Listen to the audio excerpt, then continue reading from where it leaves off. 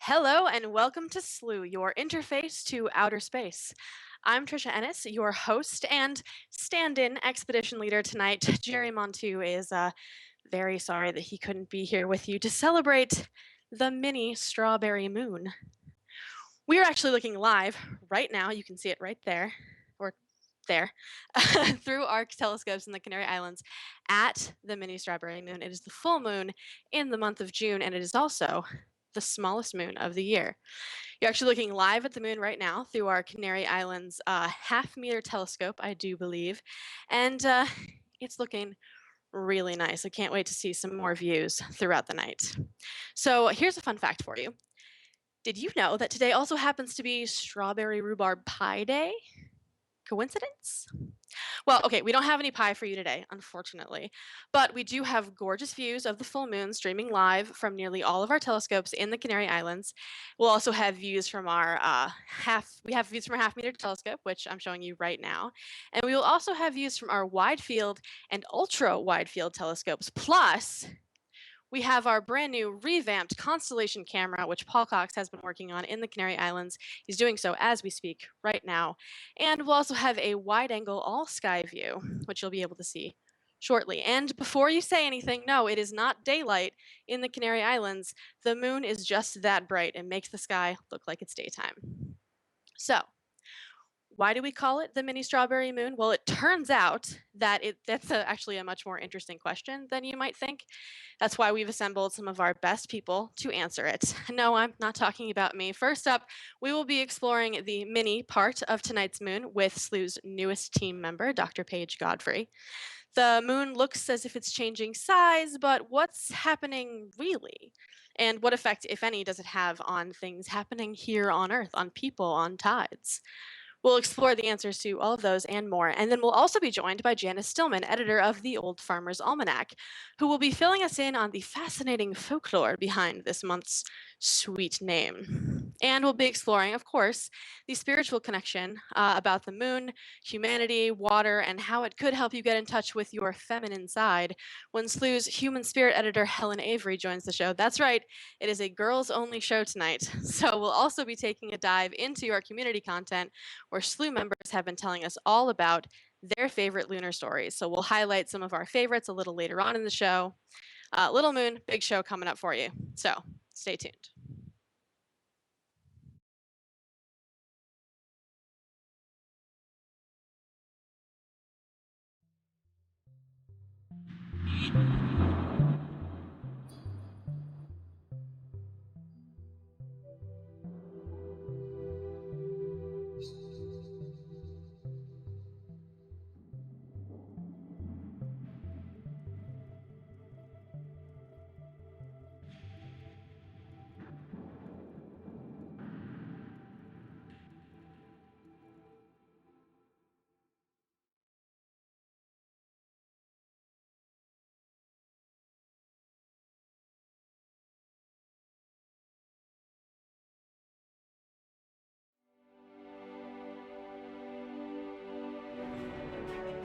We've been all over the world chasing solar eclipses to share with you.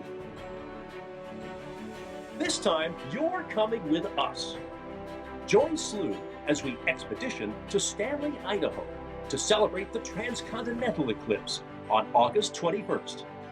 Sign up today at slooh.com. Space is limited.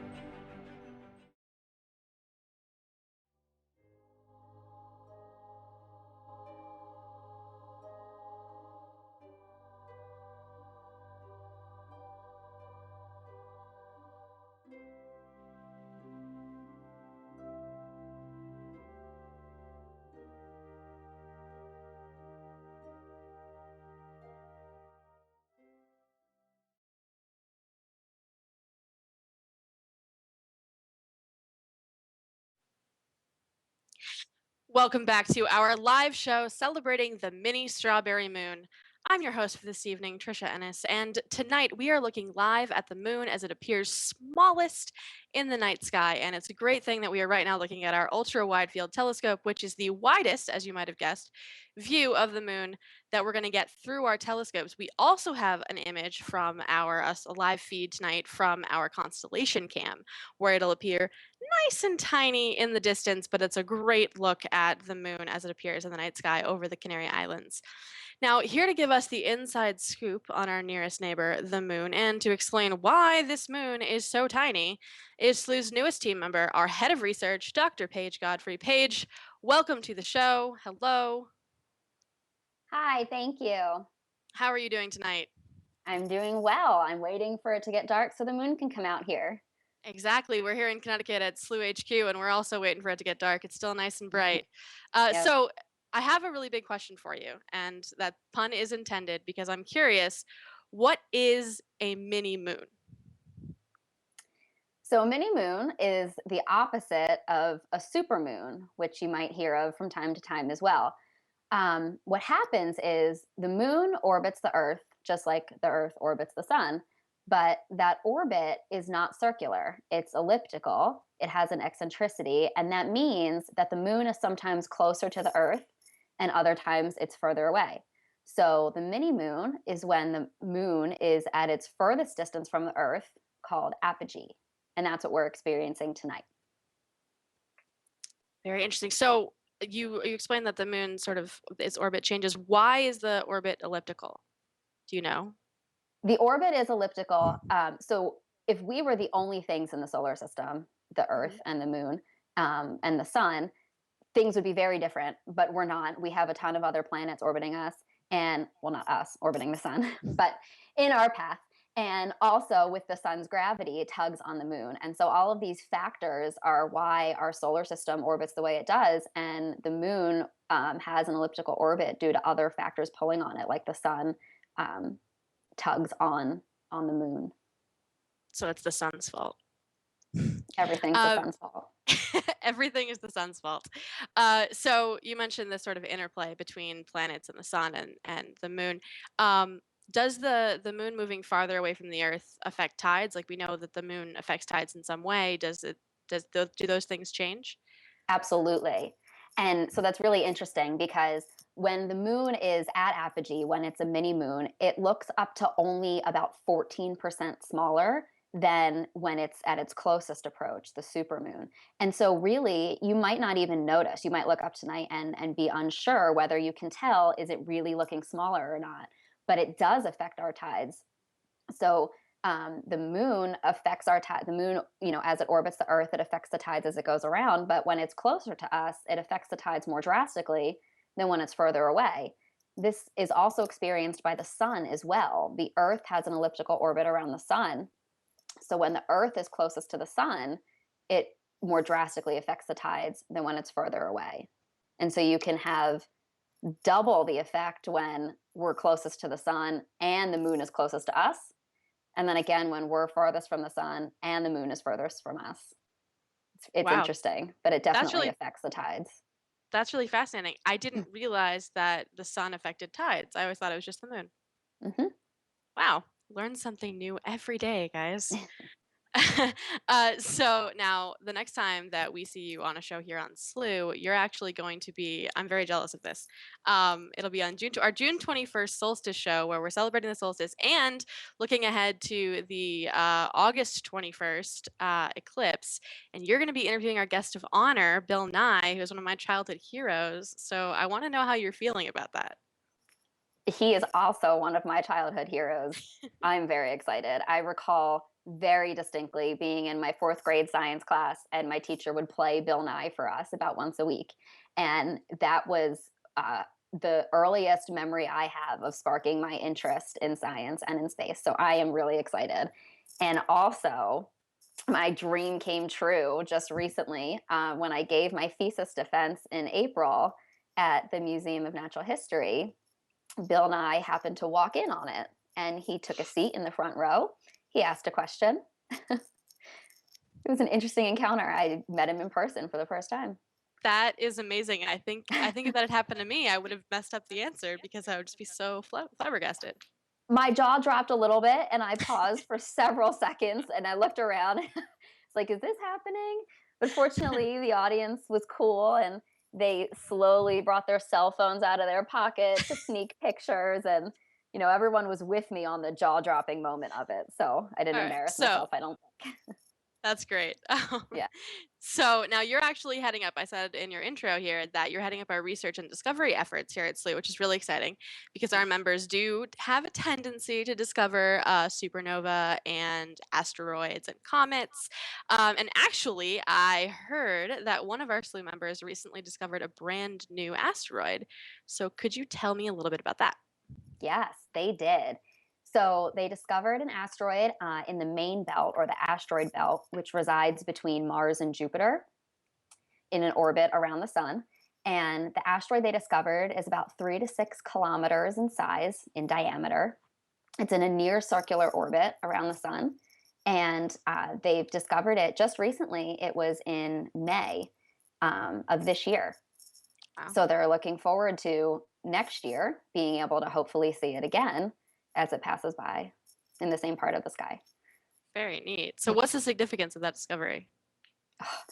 There's so many. So, I mean, in a science direction, tracking asteroids is an effort that many astronomers participate in. There's a lot of programs and different colleges involved, and NASA has a program for it. Slooh has a program for it because it's important. Some of these asteroids, especially from the asteroid belt, get kicked out of their orbit and can approach very closely to Earth. So tracking their asteroids and finding new ones is important, especially before they get here. Then it's too late. Yes. And in terms of Slooh, and this being one of our members, it's fantastic timing since we just announced the new research department that this can happen. This shows the amazing work that our members are doing. This shows the capability of Slooh's telescopes and the credit that these members should be getting for their discoveries. Yeah, that's amazing. I mean, and I'm hoping that you'll keep us in the loop with all of the amazing discoveries that our members are making. Paige, thank you so much for joining us tonight. So I look forward to seeing you at the solstice. Yes, thank you for having me. Thank you very much. And now, if you out there watching in internet land are interested in making your own discoveries, asteroid, nova, any kind of discoveries, maybe you could discover a new planet. No, maybe not. But at least you could probably discover an asteroid or a comet. You can head over to Slooh, become a member, and use our telescopes to look at any part of the night sky that you wish. Join our groups that are tracking asteroids every day. They always need more help, and see if you can contribute to science and discovery yourself. Now, coming up, we are exploring the folklore that gave this moon its sweet name when Janice Stillman, the editor of the Old Farmer's Almanac, joins the show. And then Sleuth's human spirit editor, Helen Avery, will join us to take a look at the various ways that cultures have connected the moon and water in more than just tides. So don't go away.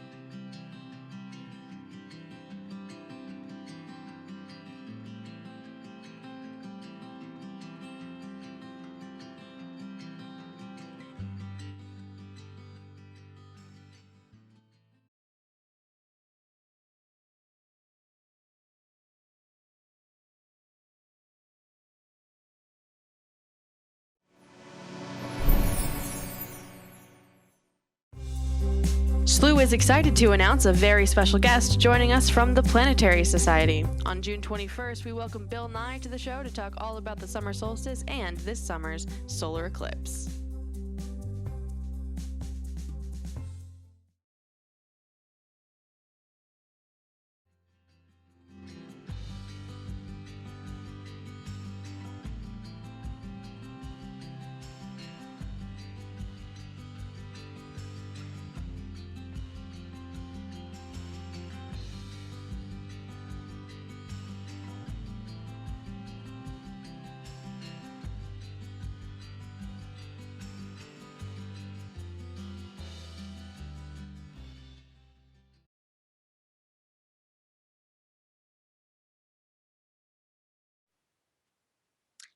Hello again, and thank you for joining us for our live mini strawberry moon show. Look at the view of that moon right now. It is gorgeous, live through our ultra wide field telescope in the Canary Islands, which you can control as a Slooh member.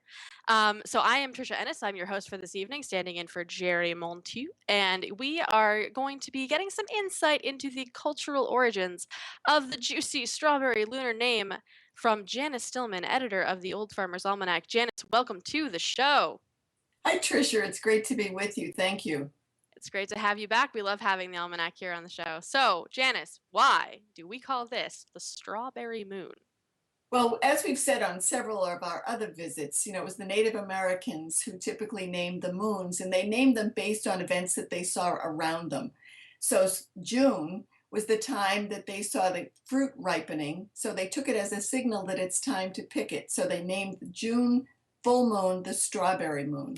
In Europe, it was named the full rose moon because, of course, that's when roses were in bloom. There are a couple other fun names that I think are worth mentioning here, too, because there were various Native American tribes all over the U.S., and, they each had a signal. They all saw something different in nature when these events occurred. So, for example, this was also the full leaf moon, was when the crowns of trees had filled out. It was known as the moon when hot weather begins. Sounds pretty obvious, but it's a little hint to them of the change in the air temperature. And remember, these were the days before refrigeration. So a secondary kind of name for the moon, too, at that time was fish spoils easily moon, because as the hot weather came in, it became harder to actually store and keep fresh fish, for example. That is not a good thing to think about. Spoiled fish. Ew. Well, it's kind of fun because, you can actually look around and name the moon as you like at any given time, any month. Just kind of observe like the Native Americans did, and you kind of have fun with it. Okay, that's fascinating. We should see if our members can name a moon for us based on their area. Actually, I never thought about the fact that there are places where there are no strawberries. I'm so used to there being strawberries all the time that this made sense to me. Well, certain parts of the country, yeah, certain climates, everything has sort of a zone, a gardening zone. I think strawberries are almost ubiquitous, but they may be some of the warm parts of the country they don't really survive well. So we know that today is also strawberry rhubarb pie day, so I hope you got a slice. Ooh, one of my favorites, I got to tell you. Everybody should grow rhubarb, and strawberries, but certainly the rhubarb if you get a winter condition out there. So they can just have strawberry rhubarb pie all the time. Try it with raspberry. If you like strawberry pie, you will love raspberry. You may never look back. Now, the almanac compiles all sorts of interesting information about planting and gardening. So are there any other interesting things you can tell us about strawberries? Actually, there are. The heart-shaped strawberry connotes purity, passion, and healing. Also, the strawberry, which is a member of the rose family, is unique in that it's the only fruit with seeds on the outside rather than on the inside. However, it is not the seeds that the strawberries are grown from. Strawberries grow from runners. They send out runners. Each plant sends out little arms, little legs, whatever, runners. And from there, you get more strawberry plants. That is interesting. Did you say that strawberries are a member of the rose plant? A member of the rose family. That's the larger botanical family. I didn't know there was a larger family than the roses that we give to our moms on Mother's Day. Well, there you go. That's just so fascinating. Janice, you are full of fascinating information. I can't wait to have you back. Thank you so much for joining us tonight. And happy June moon to you and all the folks out there. Happy June moon to you as well. Well, that was Janice Stillman, editor of the Old Farmer's Almanac. Our friends at the Almanac are always great, and they have tons of great information about every moon, every single month. They've got very interesting names just spanning all the different cultures. Now, coming up, Slooh's Human Spirit editor is going to give us some more fascinating information, this time about the many different cultures across the world and the way that they've connected the moon and water and spirituality. And we'll talk a little bit about getting in touch with your feminine side during the full moon. And then we will be diving into Slooh's community content, one of my favorite new things about the website, to find out just what it is about our lunar neighbor that most fascinates Slooh members. So we will be right back. Do not go anywhere.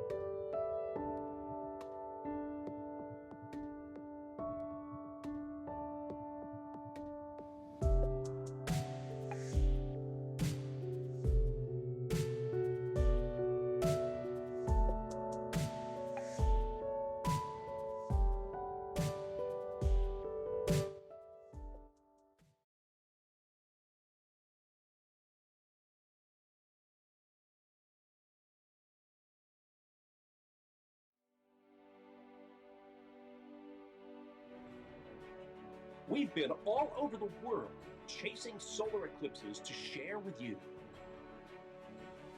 This time, you're coming with us.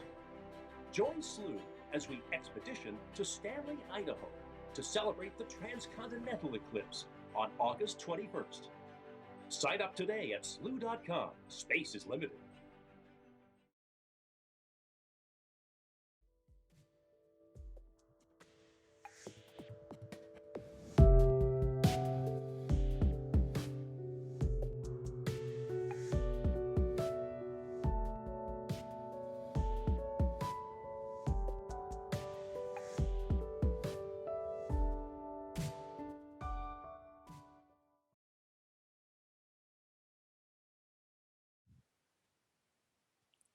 Welcome back to our live show celebrating the mini strawberry moon. I'm your host for this evening only. Jerry Montu will be back for our next show, and we have been exploring the moon's connection to all things here on Earth. So, since people are here on Earth, that connection does extend to the spiritual lives of humans, and who better to discuss that connection than Slooh's human spirit correspondent and editor, Helen Avery. Helen, thank you so much for joining us.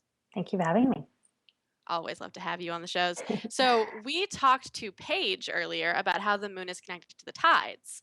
And I'm wondering, is the moon connected to water in any spiritual way? Because there's a lot of water on this planet. There is. And the connection between the moon and the water in spiritual traditions and religions is immense. So we could be here all night talking about it. So I'm just do not have all night. I know. And it's my favorite topic, so you just have to shut me up. But okay. There are a couple of things I just was thinking about that we could share this evening. So one is that, as Paige mentioned, the moon and the sun, as we discovered, pulls oceans. That's insane. And when you think about it, we as human beings are made predominantly of water, particularly the brain. So when it comes to spiritual teachings, one of the things, the connection with the moon and water deals with ourselves. So how does the human being react during a full moon, given this water element that we contain? So it's said that the water element is activated more and more dominant during a full moon, and that has an impact on us. And then there are various sort of rituals in different traditions that we can do around that, because there are pros and cons to that water element being more activated. Interesting. So do you hold to the theory that the moon has an effect on people every month, like people go crazy or, end up in hospitals or get arrested or become werewolves? I do. And I'm always looking for research that backs up my theory, and I never really find it. It's really annoying. So it's kind of said, so this is, whether you look at the ancient Greeks, Hindus, Buddhism, Chinese philosophy, that everything is made up of the elements, and water is one. They all agree on that. They all agree on earth, fire, water, and then there's like wood and metal and air and ether, and they tend to sort of, it varies. But the water element has certain characteristics. One, it governs the moon, obviously. It governs, the moon is connected to water, as we know. But the water element deals with our emotions and also our intuition and creativity. So it said, if in a full moon, when the water element in us is sort of brought to the forefront of all the elements that we're made of, it's likely to result in us being more emotional than usual. So it's sort of interesting to tie that in with these other sort of, theories of people go crazy around moons, and just sort of observe within us, are we slightly more irritable around full moons? Are we also more intuitive, or do we feel more creative around full moons? And then noticing an imbalance, and we can better deal with that. So instead of going psycho on a full moon, if we're aware of this water element, we can do things to balance the other elements and or sort of work on the other elements within us and balance us out. Yeah. So the moon is often associated with the feminine. So can you explain why that is? I've always been curious. No. And letting me down. I know, sorry. Tired. It's, why do we call Mother Earth Mother Earth? But no one really knows. Is it because the Earth is creative? And we call the moon Mother Moon. Not everyone calls it Mother Moon, but the majority of spiritual traditions, looking, backwards and now, refer to the moon as a mother. And again, when you look at is it a god or goddess that represents the moon? Ancient Greeks, Romans, it was always a goddess. There was always sort of connection. And again, that could be the relationship with the water element. The water element is a feminine aspect, or it has sort of governed by the feminine. Everything like the elements has feminine and masculine within it. And you just sort of, some have more feminine and some have more masculine. The women obviously have more feminine. And the moon is said to be more feminine. I guess, there's again this creative side that emerges with the moon. It's sensual, perhaps. But no, we don't really know. And honestly, I've researched it because I'm fascinated. But there is just, as I said, receptive. And that's another thing. Obviously, the feminine is receptive for the obvious reasons. But the moon is considered to be receptive. It's receiving the sun's light. And water is also seen to be receptive because it's more fluid and moves. So there are connections, but I can't really point back to why, looking back thousands of years, that association has been there. That's very interesting. Now, the moon you mentioned can make people feel more inspired or creative. Is it also more inspirational for spiritual teachings? It is. It's really interesting. You can look across all different religions. Well, I said the older religions, the mystic traditions, not so much these sort of more modern patriarchal religions, because they kind of try to banish away with the sort of moon feminine aspect of it all and sort of demonize the moon a bit. But when you look at the mystic traditions, there's a lot of teachings about contemplating the moon. One, in the Zen koans and in Taoism, a lot of beautiful poetry and art around sort of thinking about the moon reflecting in water. And I put a couple of things up on the community site, some posts about it. If people are interested, you can go and read them a bit later or during the show. This idea that, one of the things they talk about as a metaphor or something to contemplate, this idea if you look in a well, you'll see the reflection of the moon. And then when you put your cup in to take the moon, obviously you can't take the moon with you. It's just a reflection. So that's kind of something fun to contemplate. But my favorite, the Sufis love the moon. And that's the mystical tradition of Islam. And so many beautiful poems about the moon and water by, those beautiful poets Hafiz and Rumi. But my favorite, and again, I've put this on the community site, so please go and like it, and then I can become guardian of the moon. Is this, and it's, I think about it every full moon. So in Sufism, God or Allah has 99 names. And they're like 99 aspects for you to contemplate. And one is called the moon of love. And we're in Ramadan, so I thought I'd mention this one as well. And if you're sort of following this path of the moon of love, you're asked to contemplate the moon's receptive nature, so that feminine receptive nature. And the idea of that is, when you're out in a canoe in a lake under a full moon, and you don't need a flashlight because the moon is lighting up everything for you, or you go out in your garden maybe tonight and you'll see shadows because of this light of the moon. And the Sufis say, contemplate that, because that light is not the moon's light, it is a reflection of the light of the sun. It's actually 11% of the light of the sun on a full moon, I believe. And so they say, so thinking about this, think about yourself. If you can, like the moon, open yourself up, open your heart up to be fuller, to receive love and light in the world, in the universe, then think of the love and light that you will reflect back to everything that orbits you, or everything you orbit. And so it's really a path of sort of trying to just receive more so that the world gets your moonbeams. Oh, love it. Love it. Love the Sufis. Love and light. Well, Helen, thank you so much for sharing all of that with us. And we definitely will have to go check out some of those posts that you've made in the community content. Thanks. And we'll do our best to make you guardian of the moon. Yes, come on. See if we can rally the members. You guys out there watching, come over to Slooh, join up, go into the community content, like all of Helen's posts so she can become guardian of the moon. Or you can make posts of your own and then you can be in competition with her to be guardian of the moon. I suggest that one. Okay. Oh, Helen, thank you so much for joining us. Thanks, Trish. Good night. Bye.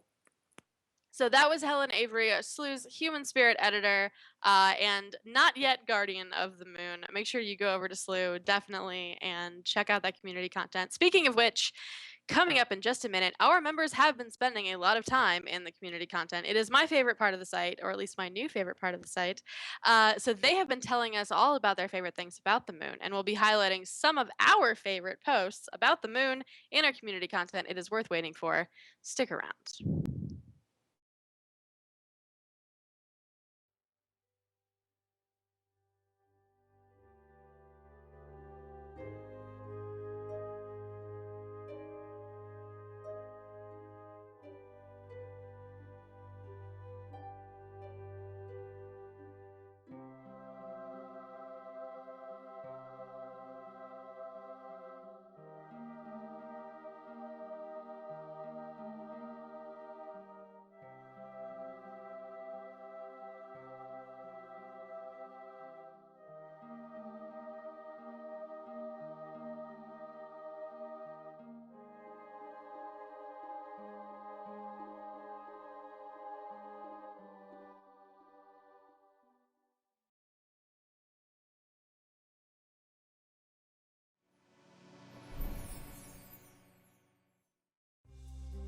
Slooh is excited to announce a very special guest joining us from the Planetary Society. On June 21st, we welcome Bill Nye to the show to talk all about the summer solstice and this summer's solar eclipse.